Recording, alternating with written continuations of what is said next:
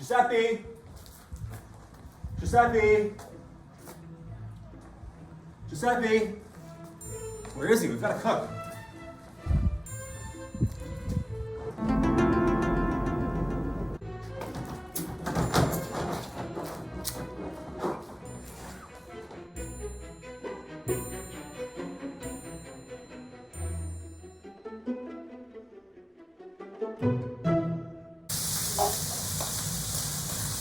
Well, thank you for your help today. Alright, by the way, I'm not going to set off any fire alarms in the house, am I? Hello everyone, and welcome back to Cooking Corner with me, Giuseppe CrimiVaroli. We've got a sweet treat for your mouth tonight. We're making chocolate bacon peanut butter bars. Now in terms of ingredients, you're going to need the following. You're going to need some bacon. You need 14 to 16 strips. You're going to need some instant peanut butter cookie mix. I'm using Betty Crocker, not sponsored by Betty Crocker. You're going to need some chocolate chips. I'm using milk chocolate. You can use semi-sweet or dark as well. You're going to need some peanuts. Now, I'm going to crush mine up personally, but you can just buy crushed peanuts. You're going to need some maple syrup. I use the hard stuff. But you could also use log cabin or Aunt Jemima. And you're going to need some vegetable oil. Oh, one more thing. You're also going to need an egg. Now in terms of hardware, you're going to need the following. You're going to need a 9x9 or 8x8 baking dish. You're going to need some aluminum foil to line that baking dish. You're going to need a Ziploc and meat tenderizer to crush your peanuts if you didn't buy pre-crushed peanuts.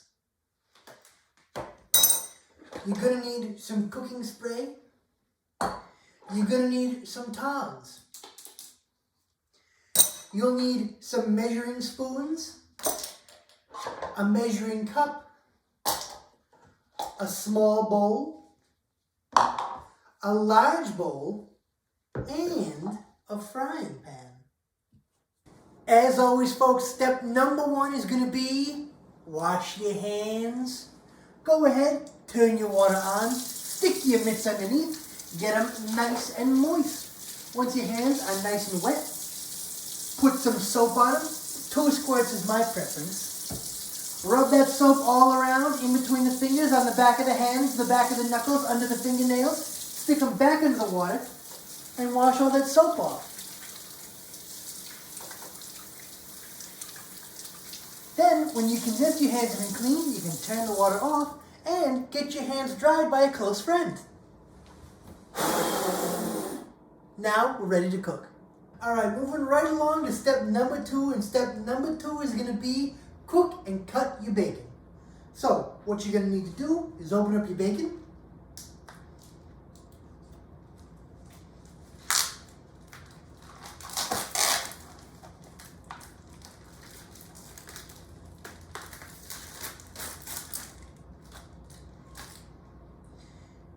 And just start cooking it in a frying pan.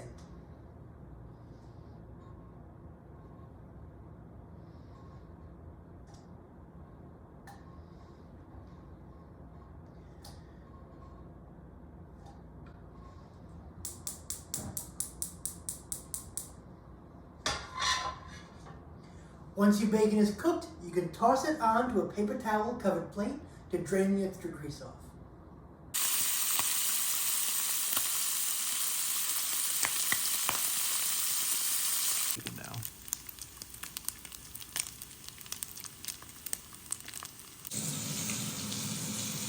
Now, to finish off step number 2, you're just going to take your bacon, grab a little bunch of it like this, and start chopping it up nice and small. It should more or less just crumble in your fingers.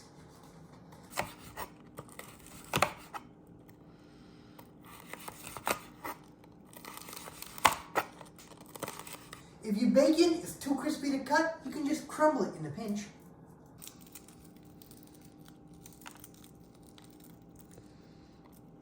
On to step number 3, folks, and step number 3 is going to be foil and grease your pan and turn your oven on to 350 degrees. So go ahead and preheat your oven to 350 degrees, and while that's heating up, you can use your foil and your grease to prepare your pan. So go ahead and foil it. Once you've got your pan foiled, just spray all the sides with cooking spray.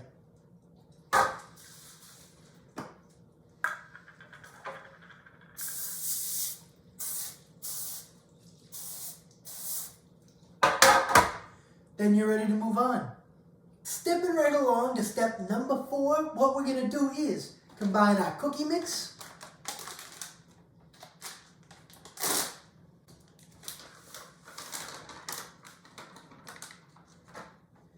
two tablespoons of maple syrup,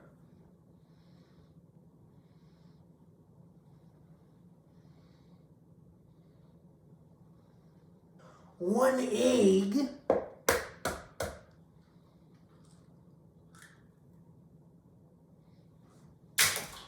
and 1/3 cup of vegetable oil.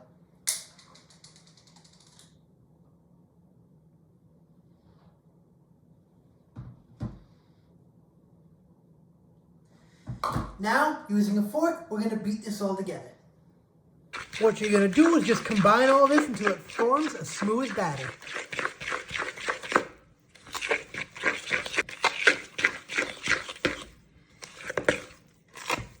Continuing on with step number 4, we've got to take care of our bacon and our nuts. Now, for your nuts, you're going to need a 1/2 cup of chopped nuts. Now, if you went out and bought chopped nuts, good on you. But what I'm going to do is crush them in a bag with a meat tenderizer. So you can start by measuring out a 1/2 cup of nuts. Then you can put your nuts in your Ziploc bag.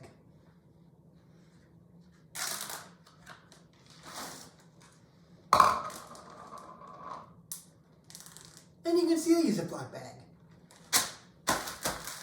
Now that your nuts are in your Ziploc, and get your meat tenderizer and go to town.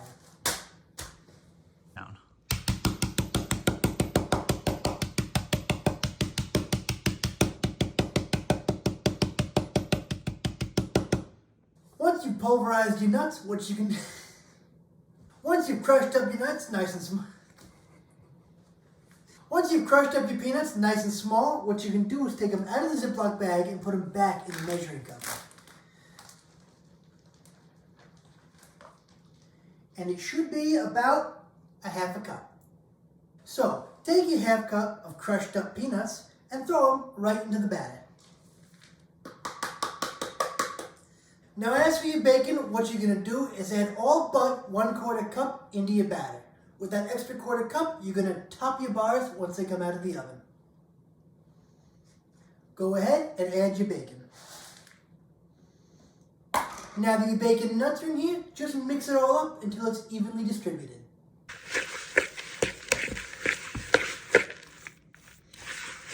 Moving on to step number 5. And step number 5 is going to be put your batter in your pan and bake it. Now, you're going to stick your batter into your pan.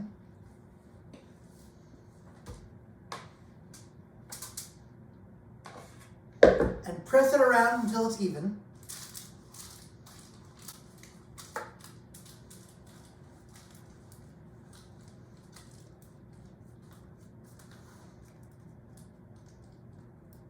And once your batter is evenly pressed into your pan, you can stick it in your oven for 20 to 25 minutes or until it's golden brown.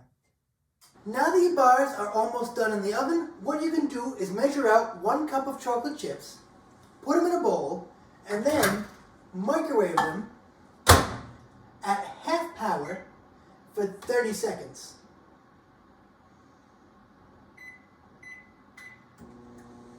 Once that's done, stir it up. If it needs to be melted more, 1/2 power for another 30 seconds. So, after 4 segments, 30 seconds each of 1/2 power in the microwave, our chocolate is nice and melty. And our bars are done in the oven. So, let's take the bars out and cover them in chocolate. Our bars are all done in the oven, so let's take them out and cover them in chocolate.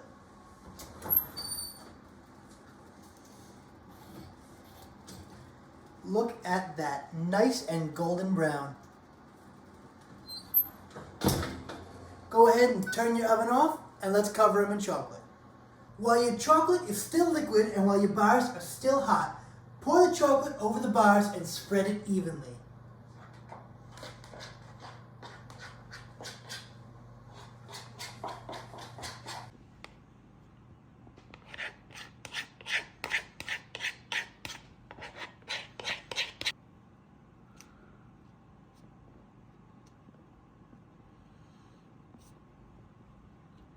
Now, while your chocolate is still warm and gooey, you need to add that 1/4 cup of bacon that you set aside earlier and another 1/4 cup of crushed up peanuts to the top. So get those 2 ingredients and sprinkle them over the top while it's still warm.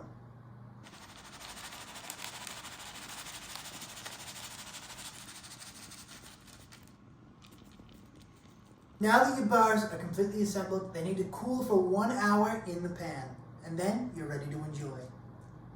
Now, it's perfectly normal for your chocolate not to set within an hour. If that happens, I recommend you cover it and stick it in the fridge to harden the chocolate faster, but also to keep the bacon fresh. If you need to, you can cool it overnight in the refrigerator and enjoy it for breakfast the next day. Once your chocolate is set, it's time for the final step, which is going to be plating. Now for plating, all you're going to need is a large square plate and a knife. Just take your bars out of the pan, peel the tin foil away,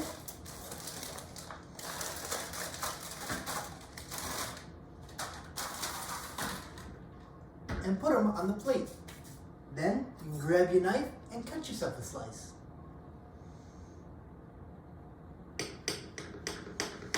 Now it's time for the taste test.